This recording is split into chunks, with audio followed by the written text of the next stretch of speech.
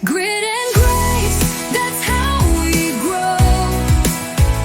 Step by step and child by child we know.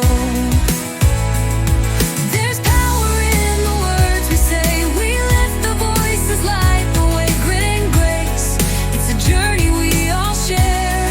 For every child, everywhere. Welcome to Grit and Grace, a literacy journey. I am Angie Hanlon, one of the hosts of this podcast. While my daughter and co-host, unfortunately, my daughter Gretchen Hanlon, our co-host, unfortunately cannot be with us here today because she's still in school. She's a teacher. She's still in session. Very devastated that she cannot be here to meet you, but I am excited to be with you and all of you for our episode. Each time we come together, we will share real stories, practical strategies, and inspiring conversations that reflect the grit it takes to meet the challenges of literacy and the grace we need to grow alongside our students. So whether you're teaching, leading, or supporting a system, or advocating for literacy, our hope is that Grit and Grace empowers you on your literacy journey, one step, one student, one success at a time. Grit and Grace, it's a journey we all share for every child, everywhere. Why? Because we believe and we want the world to know that all, yes, all students can learn to read. Today, I am so honored to be joined by Deon Butler, former NFL tight end for the Detroit Lions, whose personal journey with dyslexia has led him to a powerful new calling as a motivational speaker and passionate advocate for struggling readers. His story is one of resilience, purpose, and the belief that every learner deserves a champion. So welcome, Deon. Thank you so much for being here. Thank you, Ms. Ange. I truly appreciate you. I am excited. It's an honor to be in your presence right now. Ah, I know. right, We've done so much communicating, absolutely traveling, texting, all we do. email. Yeah. Yes, Thank it's you so great much to for having see me in on your person. podcast. You're welcome. Thank you for being here, and thank you for being here in person. So I do want to get started right away. The podcast is Grit and Grace because we know it takes both on the literacy journey. So I want to just begin with you sharing how did your literacy journey begin? Um, it fully took off in the pandemic, where uh, I just got released from Detroit Lions because I couldn't read the playbook. I had already graduated from college reading at a fourth grade level. So I've done a lot in my life. But during the pandemic, my wife told me she was pregnant. And I was like, I just came out of therapy because my mom passed away. I just beat depression. I just overcame so much. So when my wife came to me and said, hey, we're expecting a baby girl, um, first thing I thought in my mind was, can't read. And I want my daughter being picked on. So I don't want me passing down something that never happened for me, meaning like reading. So I went to during the pandemic, I went to the trails and I just prayed. I said, God, I want to be that father that read to my daughter. God, I really want to learn how to read so I can read to my daughter. And the first thing I heard was, go tell your story to the world. Oh, What? I just told you I can't read. yeah. And this is why we must obey the Most High, right? Because Absolutely. when He give you a task, it's a task so not for you but for the world. And at that time during the pandemic, I said, you know what?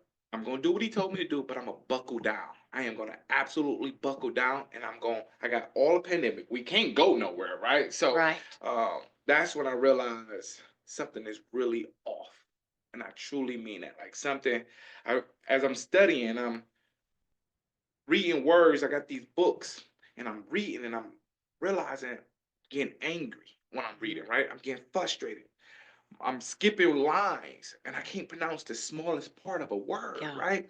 I'm Yep. getting headaches and it feel like the words are playing games with me because they like blurry and they moving around. It's like I was going insane. So I never gave up though. And I just kept practice. And I'm talking about I was spending hours and hours and hours in the basements trying to practice how to read. And one night, right down there, been studying all day. I laid my head down. I said, I just need a nap. Took a nap, and in my dream, heard dyslexia. Dyslexia. I get up and I'm freaking out. Dyslexia, dyslexia. I don't never heard of dyslexia a day of my Really? life. Absolutely, Oh, a wow. day of my life. I've never heard of dyslexia. But when I heard it in my dreams, I'm just freaking out. So first thing, I can't read. So the first thing I do was go on YouTube and I search dyslexia and what it meant. And that's when it actually started putting pieces together. Wow. Wow. At what time as a child in school did you realize something something is off? Elementary. Okay. Elementary. When I was in elementary, I knew I couldn't read. When you are in school in elementary, you do circle time, Yes. and the teacher have everybody read. Mm-hmm. I read like everybody else, Okay. right? And also, I got 6 brothers and 2 sisters. In my house, they was able to read. Mm-hmm. Everybody else was able to read but me. And I'm like, all right, I'm broken. Something is wrong Yeah. with me. Mm. But in middle school is where it got worse. That's when I'm starting to develop and realize, all right, I just don't grow into learning how to read. I can't read. I must be dumb like everybody's telling me. So when I work with teachers and educators, I always say for every child, every struggling reader that I've ever worked with, and especially anyone with dyslexia, they figure it out long before anybody else does. And so then you have this child that's like, wait a minute, why can they all do that? And I can't do that. And often they're very, well, not often, all the time. They're so smart and they're so good at other things. And very often they're so physically strong and capable. And they're like, wait a minute. I've had young boys say to me, I've played T-ball or, I've played pee-wee football or whatever with those kids for years. And I'm better at that than they are. I don't know why this is so easy for them and I can't do this. And I'm so glad you said the word broken because that is how struggling readers and that's how people with dyslexia feel. And that's something that in my work now I'm desperately trying to break that mindset to say there's nothing broken here. You need to be taught a certain way. Actually, your brain needs to be taught a certain way. So So before you move on to that, because you make some phenomenal points right there. Kids that struggle to read, you're right. They are talented in other things. so many other things. Yes, but here's the thing. They also are talented in hiding the fact They that are. they can read. They are. And again, we must continue to highlight that and Mhm. help teachers, parents in their awareness of being able to see it. Because if these kids are so talented, which they are, Yes. we must make it comfortable for them to say, hey, listen, I'm struggling. I need to get better at this. I wouldn't even call it a weakness, something that I'm struggling with. Right. And if we strengthen that, everything else will fall in place, if that makes sense. Right. Yeah. Well, and we're also now training teachers to ask the students at the end of the lesson what is challenging about that, what is hard, when we have a learning intention and success criteria. And then we get to the end of the lesson and truly assessing did every single child, not one, not some, not the bright ones, but did every single child get that or did they not? And so that's the work I'm working with teachers on now so that we can catch these students because no longer can we allow any child to slip through the cracks. Even if we allow one, for me, and I know for you, that's one too many. It's one too many. We can't do it. And right now, and I've shared this with you in a previous conversation, I'm devastated in our country because our recent NAPE, National Report Card on Literacy, tells us we've only got 31% of the of fourth graders reading at grade level. And I'm not in workshops and stuff, I'm not getting a strong enough response out of that. That, what? So I've changed it, and now 31 rounds down to 30. So that leaves us with what number? 70. So now I say we have 70 that cannot, and that gets a stronger response. And I agree with you, everything.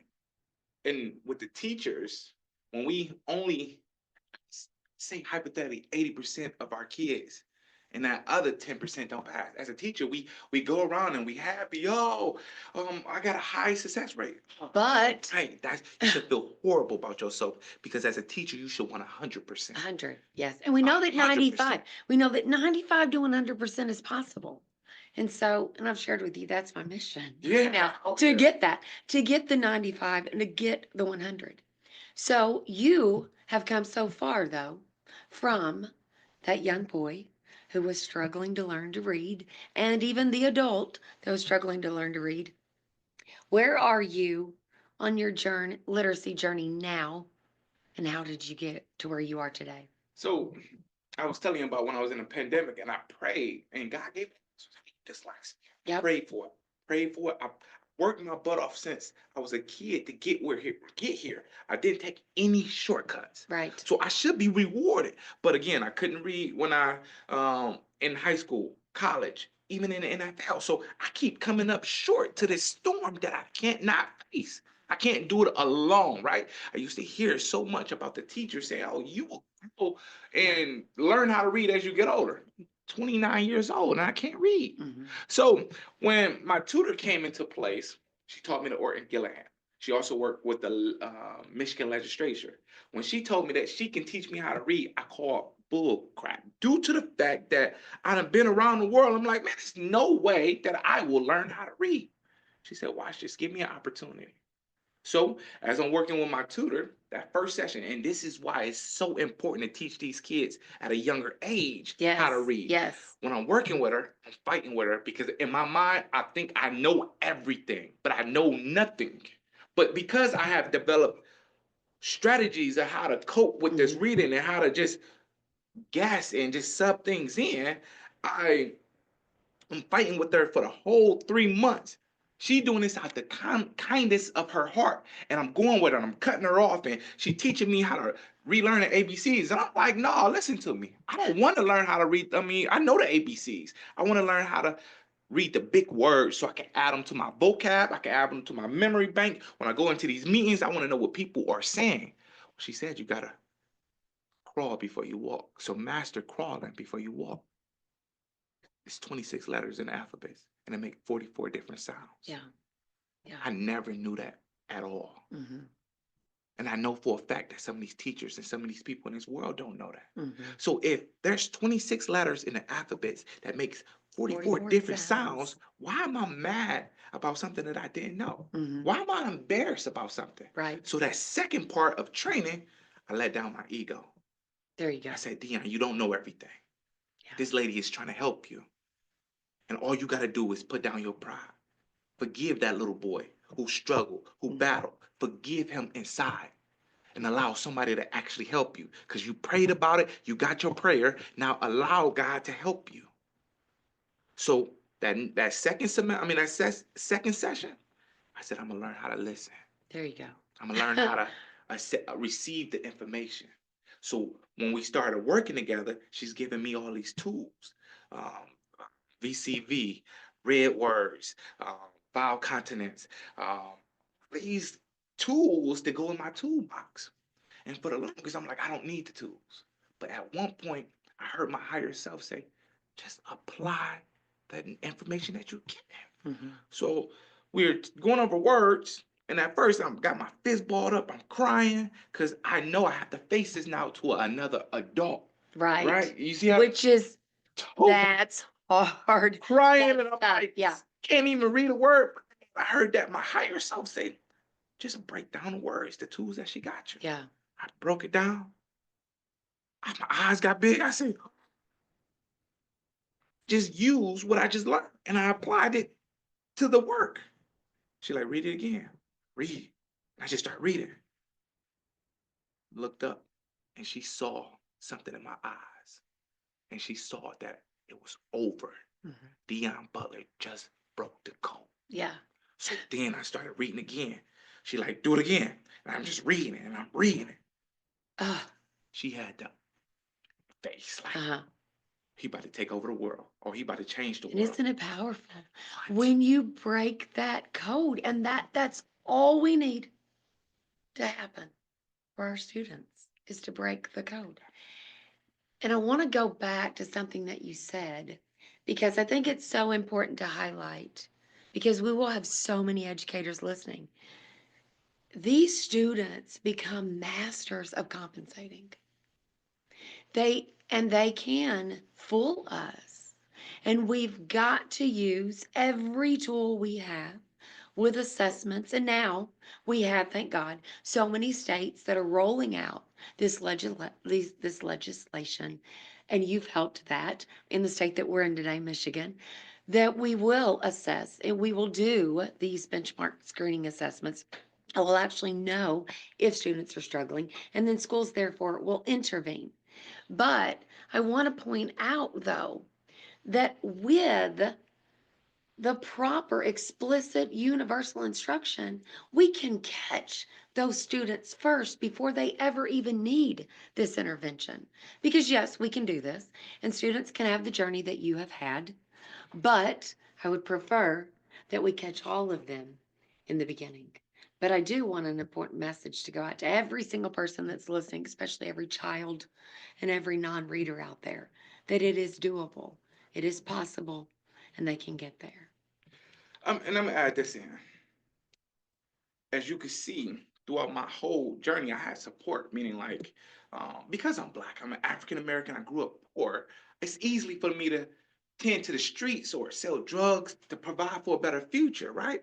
But due to the fact that I got a good grandma, right? I got Yeah. a good mother, I got a good support system, I got good teachers, right? I'm not, and again, they're saying, hey, you can be something more, right? You're talented in sports. I got guided in a way, even then when I didn't want to go to college. Everybody don't have a grandma or a mother. Right. Everybody don't play sports.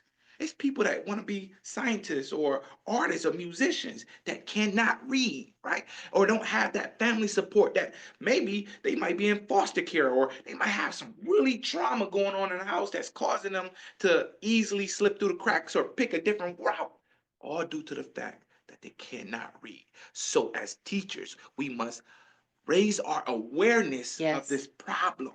It's not just in the black communities, it's in the rich communities. Okay, Oh, it's everywhere. it's not a white black, No, it's it not a is poor not. rich. It's a Everybody. Yes, it's a human desire to for the mind to urge how to read. And if it Mhm. doesn't happen, things fall apart. They do. Do that make sense? It does, Yeah. totally. So I want to talk about more than just reading fell apart for you. And you know, I've shared with you, I'm a massive, massive football fan. So the fact that I'm in your presence just for the football past is outstanding. But we're not talking about that today. But there is something that I found out about you because um, in literacy, we have so much in common actually with football because we read in literacy, but there's reading in football. There's a playbook. A quarterback reads. The if you're on the defense, you read. You've got a playbook. You read. Um, I mean, in the NFL, you read. The NFL reads. We read in school, and that impacted as great as your athletic ability was. It just crushes my soul that literacy got in the way of your football journey, not only in college, but in football. And it goes back to reading, and it goes back to reading that playbook, right? Absolutely. Talk to me about that a little bit. So when you confidence, right? You when you know you're doing something right, you going at it 100%. Right. When you know for a fact that you know the answers, you know exactly what to do, nothing can stop you from applying it. Well, due to the fact that football has so much reading in it, I got the God ability to play sports, but now I'm overthinking. Okay, I'm hesitant. I'm running routes. Am I running wrong? Am I running right way? Am I going in the right direction? Am I making the right block? All that is cycling through my mind, all because of the playbook. Right. Right? I'm looking at the pictures because with the playbook, it comes with pictures. Hey, do this, right? Go left, go right. And you see in the playbook a direction going, but it comes with words. Hey, if this person is standing on the left side, all you do is pivot to the right. Well, if you don't know how to read the word, all you're doing is running into that same player right there every single time, because in the book you see the picture of the arrow going to the left. So Right. if it's a player there and its direction say, hey, if there's a player there, pivot and go to the opposite way. Well, the coaches is yelling at me. Why didn't you pivot? Why are you going the wrong way? First off, I don't know my left and right, right? Left, right. I don't know my east from west, Right. right? So I'm struggling with that as a dyslexic person that don't know they dyslexic, and I'm also being yelled at, and there's a lot going on. It's like, all right, man, listen, I'm a failure. Oh, I'm a failure. Overthinking everything.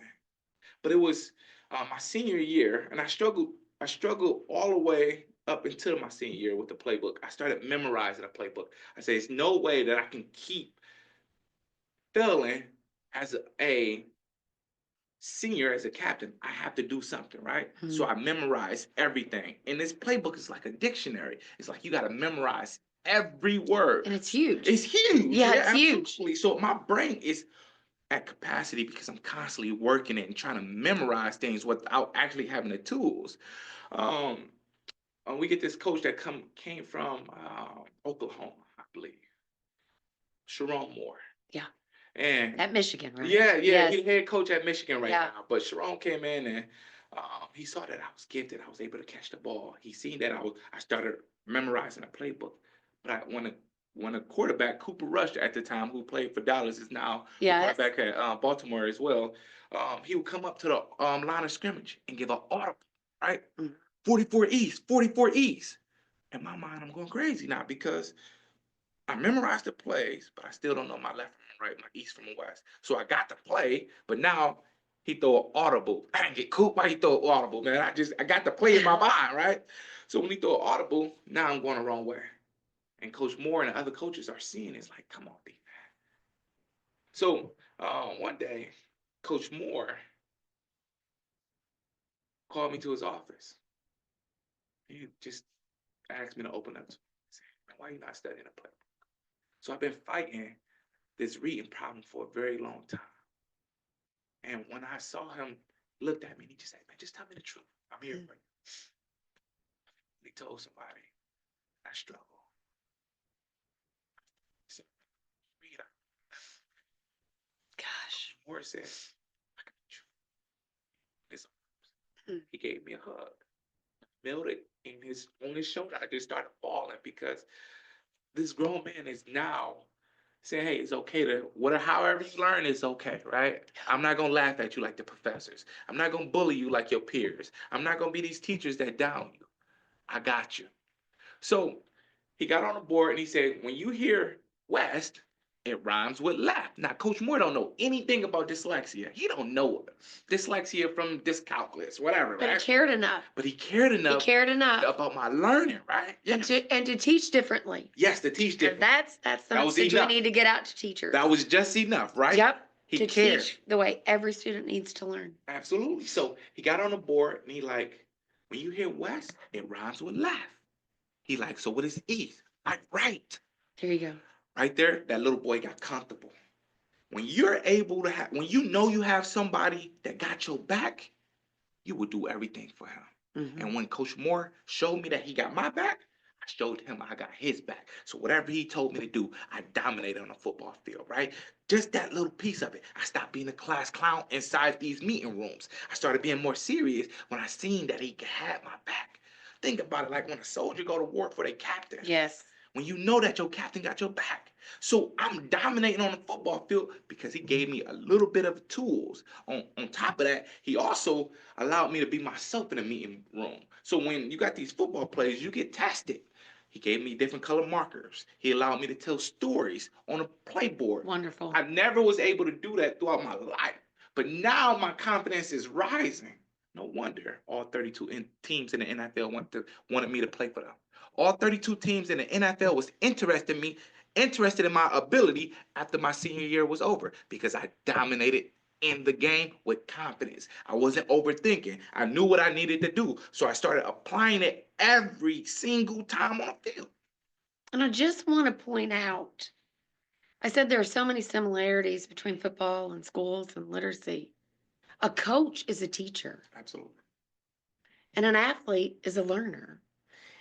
And an athlete does not get better without, I hope you see where I'm going, without effective coaching, effective instruction, feedback, telling that athlete, learner, where they are, their next step.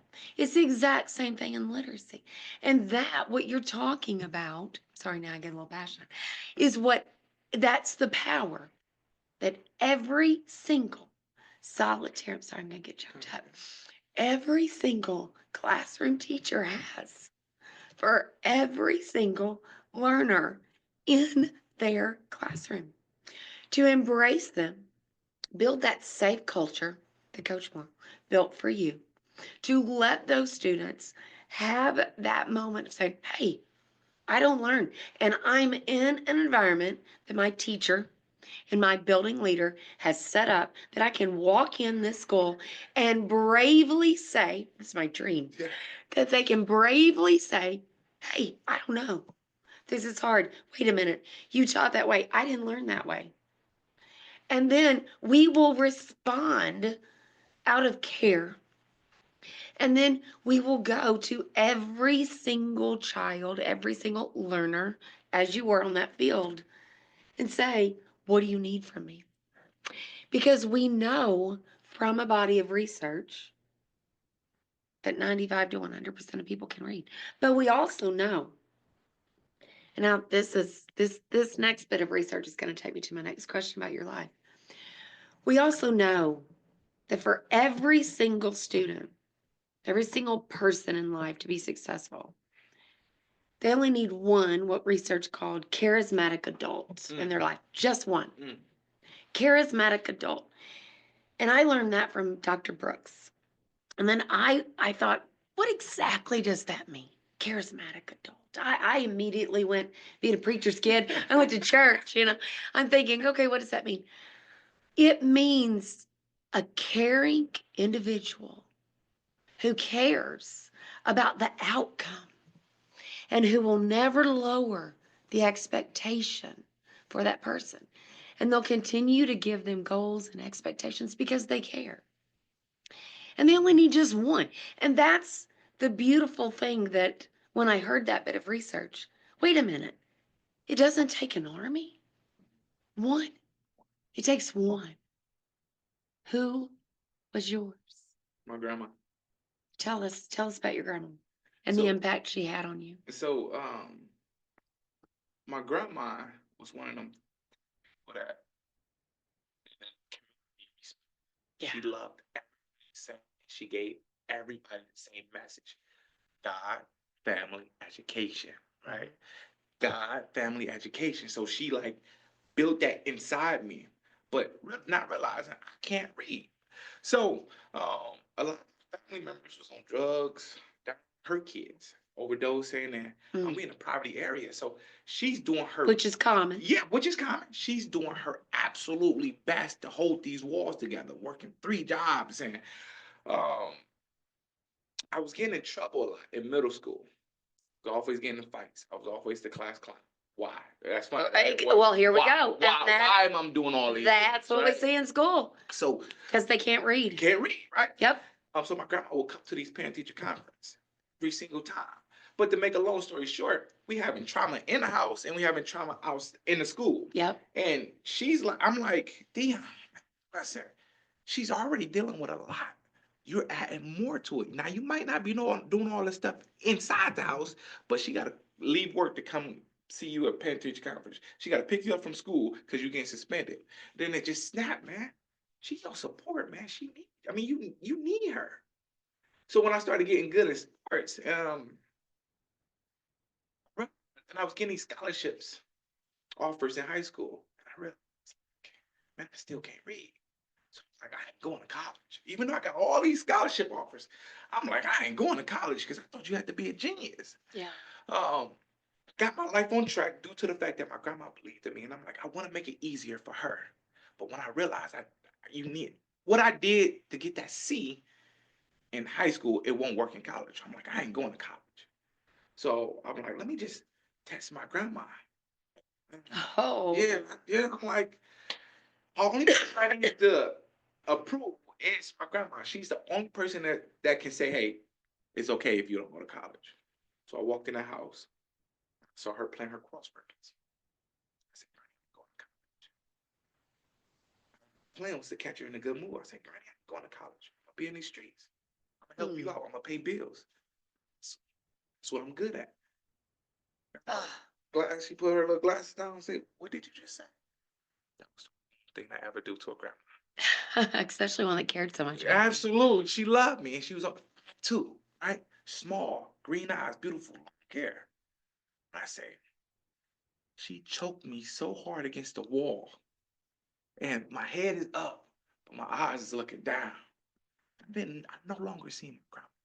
It's like I see my ancestors struggle and battle all our lives to sacrifice for us to have a better life. And she started talking to me with so much power and so much authority. She believed in me so much that she's choking me out of love right now. Right? It don't feel like love, Yeah. but she's choking me so much, and she started talking to me, saying, "You're gonna go to college. And you're gonna do amazing things when you get to college." My grandma believed in me more than I believed in her. I mean, did I believe in myself? Yes. She believed in me more than I believed in myself. Right there, that showed me the character of a lion, a female lion that's willing to take care of everybody. Absolutely. I wish I happened to be sitting You there. know, Yeah. so when I went to college and I accomplished all these things, I celebrated with my grandma, because without her, I never would have been in that predicament. I would have never believed in myself. I wouldn't be in this seat right now. I wouldn't have the things that I have if it wasn't for her believing in my goals. I love that. I love And that. that's my why. God bless your grandma. Thank you. Yes. All right. So when is the time? Because the podcast is called Grit and Grace. Okay. So when is the time in your life or career when you've had to rely on grit, grace, or maybe one for both? That's a good question. So when I started learning how to read, and I was getting the right tools, um, I don't want to paint a picture that when you get these tools that you're just gonna magically learn how to read. It doesn't happen that way. You got to constantly apply them. So your brain is wired this way. You can rewire it to learn how to read and see the Correct. words and break words down. That don't happen overnight. That take a lot of grit. So due to the fact that my wife is pregnant, and I'm like, my goals right now is to read to my daughter as a father. As a grown man, I want to break this cycle, this curse, whatever you want to call it. I want to break it so I can pass down something good to my daughter. So every day I get up at 3 a.m. and I'm practicing the Orton Gillingham, the science behind reading. No matter what, I seen myself read. I seen it work. Now I have to apply it. I have to master it. I have to learn all these tools so I know exactly what tool to work. That took so much grit for 3 years. For 3 years.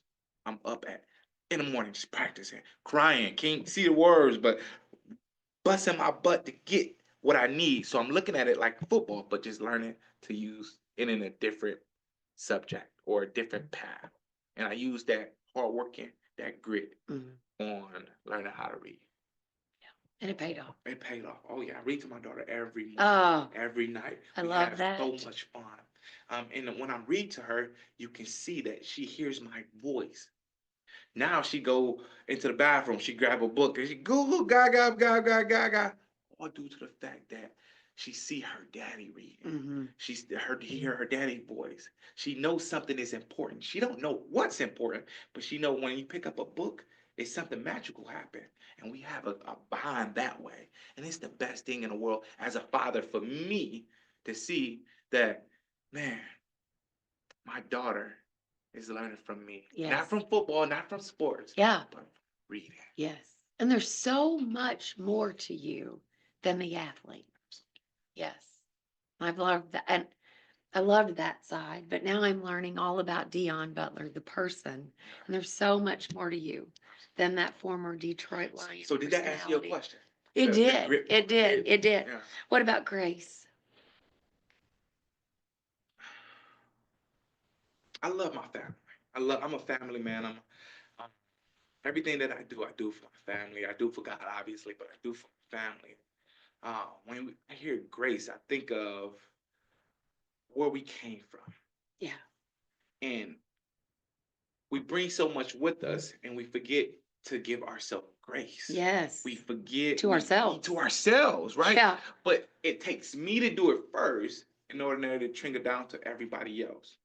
Now, I'm not saying that, hey, I'm that person that need to break every curse or every cycle. First, I need to go within myself, forgive myself, give myself love, the care, the joy, the happiness, the peace, the grace. And when I do that, when I go within and come without, then everybody around me be able to pick up on it and be able to have that grace for themselves. Yes. Beautiful. Beautiful. So, what is your why in literacy and in what you're doing right now? What's your why? So, because my NFL dreams came up short to the playbook, because I struggled so much in college, because I struggled so much in high school, I realized there's more people, not even playing football or sports, there's more people cutting themselves short due to the fact that reading is in the middle of it, blocking them from being able to be creative, being able to use their imagination, and be able to grow. Absolutely. My why in literacy now is to help people see how important it is to learn how to read, how powerful education is to the brain and what it can do, right? I think of Walt Disney when he created Disney World. He struggled so much with reading in high school. Yeah. But once he got the tools, his brain just started using these imaginations and he started All thinking that creativity. creativity. When you Yeah. think about Disney World and you go there, you see happiness, you see fun, you see these rides. Of course, it takes a team to build all these things, but it started in his mind. Just imagine if our kids get the right tools to be able to use the imagination. Because I know for a fact, and I'm speaking from experience, I was living in the hood and I was in the ghetto. All I thought about was selling drugs and getting my mom or my grandma out the hood, right? I wasn't really fully using my creativity because I'm a very creative man, but I wasn't using it the proper way because all I was focusing on is what was around me. Just imagine if our kids start applying the science behind reading, they started using their imagination, they started believing in themselves and what they can create for our future. I know. It's What? world changing, Yes. life changing. And this 30% that can read and the 70 that can't, we have the power to change it.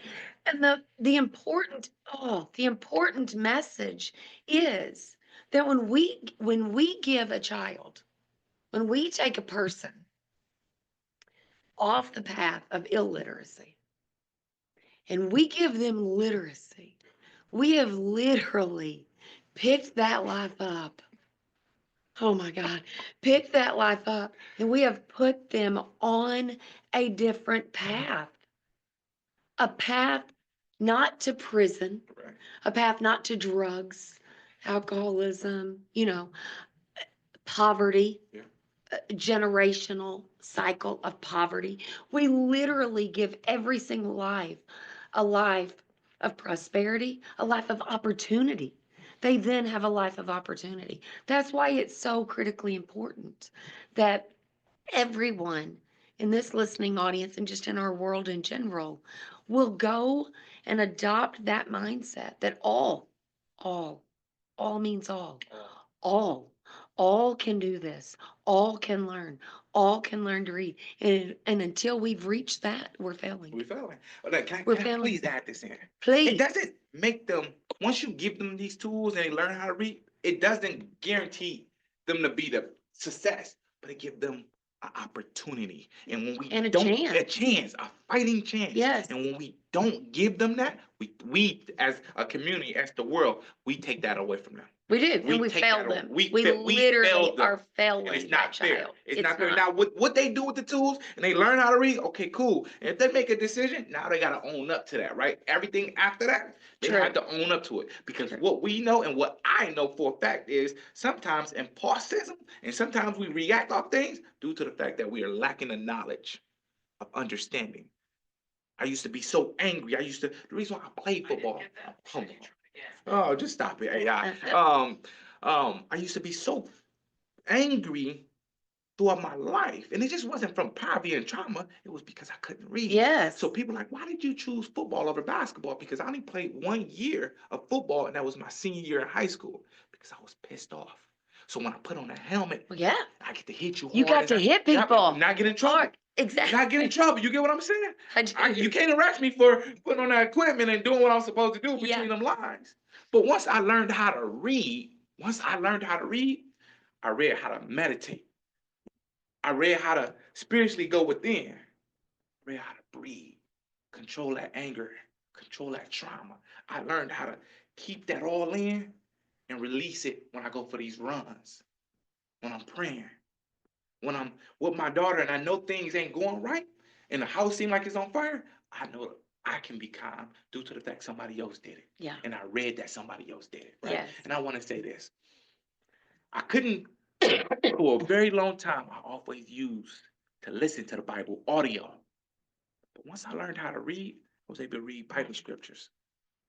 I heard myself read, and I sounded like an imposter. I'm like, that ain't me. I heard my voice reading with confidence. This part of your story, I'm not going to lie, when you first shared that with me, and I was going to make Keep it sure, honest. I was going to make sure we brought it out. But when you said to me that you had never heard your voice read those scriptures and how life-changing that was for you, to hear your voice as the reader read that. Yeah, I said that. Yeah, I prayed, I got on my knees, and I said, thank you, God. Mm. I said, thank you, God. It's like once I learned how to read, I started decoding. The Bible. Oh, okay, my brain see it now. And right? understanding And it. understanding it. Absolutely. Like, oh, okay, Deon, you was used to do stuff wrong, right? You ain't perfect. But now it's like, oh, I know which way to go. I know how to read the signs. I know how to say, all right, stay away from that person, or don't go down that path, right? Go this way, right? All because I read the Bible, right? I started decoding the Bible, decoding and encoding, right? I started understanding it, right? And I'm like, okay, cool, I get it. That's talking to me. The Bible speaks to certain people at certain times. I'm like, oh, okay. I know how to be guided now, right? When God say, hey, go to the grocery store, get some bread. I don't need no bread, but I heard that voice. Go get some bread. It's not for you. It's for somebody else because you carry a certain type of energy. So I go to the grocery store and I see this lady that I speak to every day. She's not happy today. Okay, God, this is why you brought me here. Yeah. She give me a hug. Boom, energy release. She look up and she's smiling at me. Thank you. I did nothing. All I did was read the Bible. God heard God's voice and say, go where I need to go. The teacher in me, I'm sorry, Yeah, I go just ahead. got to interject here. The teacher in me that once a child can decode, then they can comprehend. You start breaking down that text like you're doing. You're talking about scripture. But once someone can decode, the words take on meaning then. You know, and then they can really begin to understand. What is one message that you wish all educators could hear? What is one message that all educators can hear? If you could give all educators one message, what's something you would want them all to hear? That they are light workers. I truly believe that it's certain people are put here and their souls guide them to where they want to go, like teachers, right? Mhm. Principals, administrators. It's two sides to a coin. It's a good and it can be a bad, right? Right. We need to be guided. We need people to guide us. And be the light. The light, right? So Yep. these teachers, these educators, y'all are so impactful in these kids' lives. Not because I heard about it, because I experienced it. Now, it's a difference when you hear about something, but to hear about something and experience it is a whole different world. Because I know I'm from the jungle, and I know when you with the jungles and the apes, the lions, and the snakes, they guiding you too, right? Right. So now I gotta be this meter. Okay, who do I listen to? Mhm. Who's gonna help me? Because those voices from the street will always be there. Yeah, they're not bad people, right? They No, just know what they know. and they will be there. They will be there. And they'll have that voice. Yeah, absolutely. But we can trump that. So with the educators, it's like, I know you having a bad day. I know you got problems. I know you got bills. But remember why you doing what you're doing. Yes. Because when I go back home, I hug my teachers because I know for a fact who I am. Yes. I know for a fact that I could have fell off track at any moment. But when I'm going through college and I hear that voice, Deon, you can do it. Deon, you strong. That came from my family, my teachers, my mentors. I was being guided, right? Don't give up, Deon. Don't give up. Go to class. Yeah, they partying, Deon, but you can't do it because you can't even read, right? You Right. got a lot of stuff going on. You can't be like everybody. That was the messages from my teachers, from my parents, from my coaches, from my mentors. I'm being guided. I'm literally being guided, right? Right. Well, teachers are light workers. And when I go back home, I'm going back to my counselors and I'm going back to the janitors and all these people that's working in the school system because it truly take a full community It to raise that does. seed, It to be does. able to bring that seed to strengthen the roots. So these teachers, my success wouldn't be my success without you. Now think about that. And every single educator, this is what I keep saying. Every single educator, every single leader has the power to do that for every child that walks through every door of the schools in our country. And imagine the change and the power. I get so excited It just is. thinking about it. So my company is Angela Hanlon and Associates, which is AHA. Uh-huh. So what is an AHA? I know. My husband came up with that. That is really good. I Thank like it. you. Thank Don't you. lose it. Don't Thank leave you. it. Keep it. That's great. I've got to give credit where credit is due. We tried 24 names, 24 exactly, 24 other names, and they were all taken. And he said, well, no one else has your name. Why don't you use your name, Angela Hanlon and Associates? And he goes, aha. And in my trainings, I've always said, what's an aha moment? I'm like, oh my gosh, that's brilliant. So, yeah, all credit goes to Jeremy. Okay, so what is an aha moment that you have had along this journey? Oh yeah, I got a great one. Okay, I got a great one. I knew you would. Okay, share it, please. When I was going through my tutoring and I'm writing my book and I started doing research too because it's amazing when you learn how to read, you want to learn more and more Don't and more. you? It's like I'm Yeah. like, man, I feel like a baby just growing and learning and my brain is finally unlocked, right? Cool. So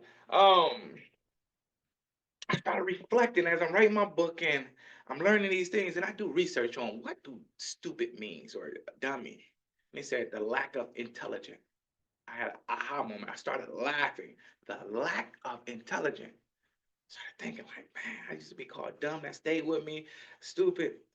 And I was like, man, don't that make me the opposite? There you go. I had an aha moment. Yeah. Like, okay, reading has nothing to do with the intellect. So Right? true. Because I looked at the dictionary with the stupid mean, and it says the lack of intelligence.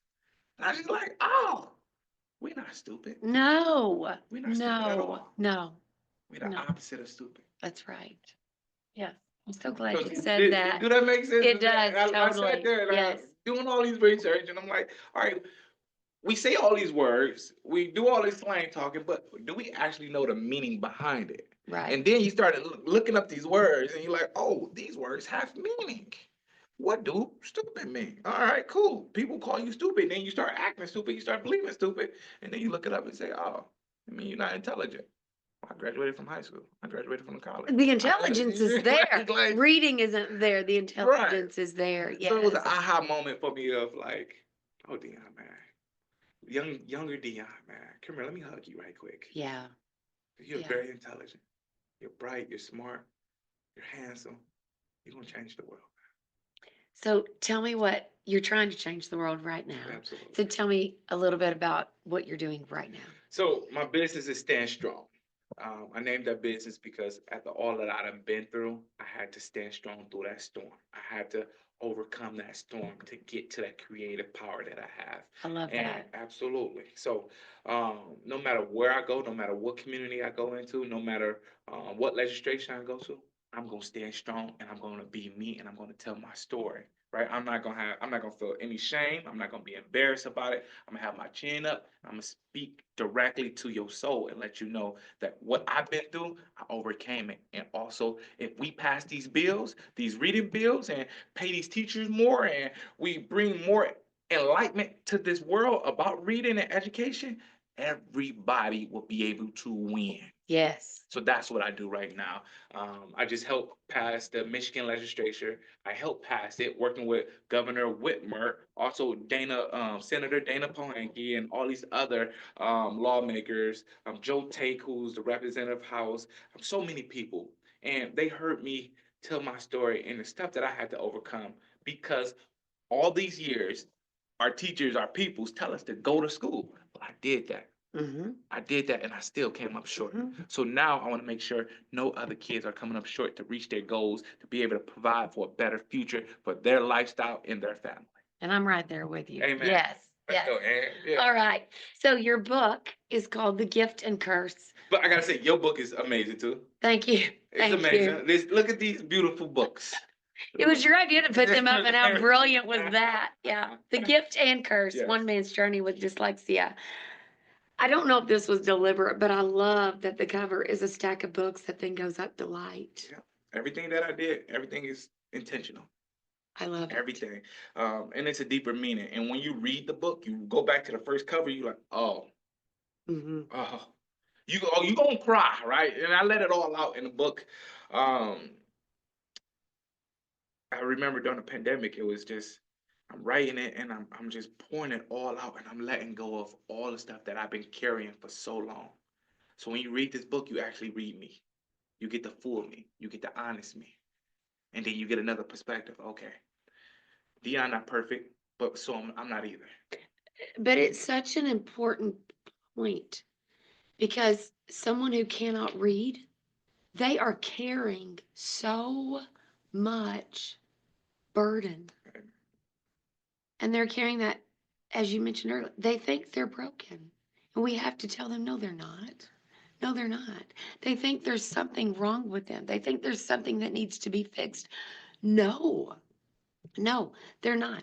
We, as a school system,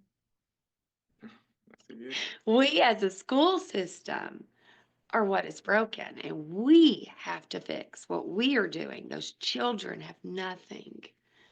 Those struggling readers and those people with dyslexia, they have nothing that's broken. So, and I want to say this also about the book. I went from not learning how to read, not knowing how to read, fighting all this trouble, playing sports, to writing my own book. I don't think people actually realize how much this means as a struggler reader. Oh, it's huge. It is huge. Yeah. And everywhere Talk I go, about it yeah, a you know little what I'm bit. saying? Yeah, it's Everywhere I go, huge. people like, what? You wrote your own. You are an author, bro. Yes, I am. I wrote. No AI, none of that. Nothing wrong with it, AI. But I chose to dedicate my time and put my passion and my love in this journey, ingredients to help other people use so they can make their recipe, right, or make their perfect cake, or whatever the case may be. But I am a public author. I never imagined that I will write a book. But once I learned how to read, it just started flowing out of me. Mm-hmm. It just started coming. I couldn't stop. As you can see, I can't even stop talking, right? Right, right. So when I was in college, I struggled to speak clearly and put sentences together, right? I often was misunderstood. And people used to judge me for that. And even in college, I couldn't even do interviews after a big game because I struggled to speak and I didn't have the confidence. But once I learned how to read, it's like my brain shift. It shifts so much. It was like, I got you now, right? It's coming all out of me, and it feels good. You would have never known that I struggled to speak clearly, would you? Mm-hmm. No. From how I No. speak. No. Once I learned how to read, it was like a flower. Yeah, it got the sun. Yeah, it got the air, but it needs some water. So that reading gave my brain water. It was like water to my brain. So once I learned how to read, it started putting words together. I started making sense. I knew how to take my time. It just started like a river flowing right out of me. Then I came up with the gift and the curse. I love it. Well, thank you for sharing that with the world. And again, I'm sorry, it's just the teacher in me. I have to point out, after decoding comes encoding, Cody. the reading, then we have the writing, then we have the comprehension, and then, oh my gosh, those students and those souls have so much to say. Absolutely. So I got a Yes. question. What about your book? What is your book? Why did you write a book? So, as my journey, and I've shared a little bit with you as a building principal, first year principal, went to a school, inherited a school that had been labeled a turnaround school Mm. because it had been based upon the last 3 years, put in the lowest 15% of the state, 100% poverty, at the time, poorest county in Missouri, Mm. highest drug rate. And so chronic absenteeism, huge, outrageous discipline rates. Of course, students were acting out and they didn't want to come to school. Come to find out, the literacy rate was 13%. Oh, so Here we go. there Here we go. The comment, yeah, Thirteen yeah. percent of students were reading at grade level. And so we were able, through giving teachers teaching the teachers how a child learns to read. Because without doing that, what we have in school is we have teachers every day that sit and teach children how to read without knowing how children learn to read. Do you hear the problem in that Absolutely. sentence? Oh, you question it right now. Yeah, Yeah, absolutely. yeah. So teaching the teachers how children learn to read and write. How. And so then I'm teaching sorry. Can those, we emphasize that yes, one more time? How how, to read, right? how, The how. the how. And so that this book talks about giving teachers the how. That's the science, embracing the body of research on how children learn to read. But we can't stop there because then they only know the how. But or they know the what. They know how children learn to read. They know the what. Okay. They know what to teach. But we have to go the step further. We have to teach teachers how to teach because that body of research says that every child, if we want to reach all, now we can reach some without doing this, but to reach all, we have to teach teachers how to provide the instruction. That's explicit, systematic instruction using evidence based practices that have an impact. You've said the word impact so mmany times, that have an impact not on one student, not on 10%, but we have effect sizes. 0.4 is just typical year growth by typical child, typical 1 year growth. That's not enough. We have effect sizes with point 0.8, zero point 0.9, 1.4. Okay, that's creating assessment capable learners by Dr. John Hattie. We can get 2, 3, 4 years growth out of these students. So if we give the teachers how children learn to read, how they need to go in and take that knowledge base, how to deliver that instruction, not to reach some, to reach all, and then the evidence-based practices that will close the gaps in the students. You know what I love? I'm sorry, I don't mean to cut you off, but you know I love what you're saying right now, Angie. Is you keep saying how and all, right? Even All. if you can read, this will enhance, right? I don't care if you got a PhD, It right? takes It takes you to everybody, a whole nother everybody level. to the highest level, That right highest there is level a of bulldog learning. moment right there where we're not just talking to non-readers. You don't need to be dyslexic, right? You can just This be is struggling, everybody, right? You can just be a struggler reader. Boom, it helps you. everybody. Every single body. So when my tutor taught me how to read, I said, oh, what? You know how many people don't know about this? Yes, and that's how I was as a teacher. When I'm like, wait a minute, I taught 10 years in the classroom before I learned this stuff. And like, I got angry. Well, first I got so upset with myself. And that's where my first in my career, my first moment of grace had to come because the guilt of, wait a minute, I've taught 10 years, what I could have done with all the students. I actually wrote a letter to all of the parents. Oh, listen, you talk about tears and the guilt that set in. And I'm like, wait a minute, Angie, stop. And that still small voice. It's like, but you didn't know. How were you supposed to know what you didn't know? But something changed in me that day because I thought, not only will I teach this way for the rest of my career, I want every single teacher, every single leader to know this is how we need to teach.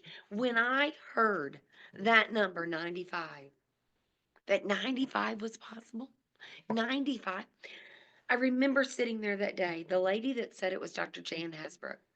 I'll never forget the chair in the auditorium in the school district I was sitting in when she said it. I wrote down on my paper because I'm like a thinker and a doer. Like, okay, when I know something, all you have to do is set the goal because, man, I'm going. I'm going to kill myself to reach that goal. I'm like, wait a minute. 95. And I wrote down that day, why don't we all just do that? And all these years later, I'm still saying, why don't we all just do that? And that's the calling. I know you feel called to the work you're doing. That's the calling I have right now, all my life, to help all understand that we can reach all. And if 95 is if it's possible, why don't we all just do that? Right? I love it. So it is a leadership plan for implementing quality reading instruction and in bold print, ensuring literacy for all. Not some, not for the lucky ones, not for the ones who have the parents. They're doing it at home. Not for the lucky ones who have those parents that have the means by which to get the tutoring, and pay the thousands of dollars to get that. Not the blessed ones, but all. If all is possible, why don't we just go there? Why don't we just reach all? The lead author is Patty Montgomery, and I've had the tremendous blessing to write that book with her. So It's amazing. thank you. Thanks for giving me the opportunity to talk about that. So, in closing, we've come to the end of our time. I can't thank you enough. Um, being that football fan and always my life being, forgive me, a Green Bay Packer fan, but I've always kept up with NFC North. You root for NFC North. So I know about you, I know about your career. But I apologize. Mm, I didn't know about the person. I knew the player, Deon Butler. I knew that Detroit Lion on the field, a defensive player. And man, you were skilled. I didn't know the heart, the soul, the struggle, and the life. So I'm sorry. Thank you. Thank you. Let me say it louder. Thank you for opening up that, Dion, because I can tell you, man, I know you impacted lives on the field.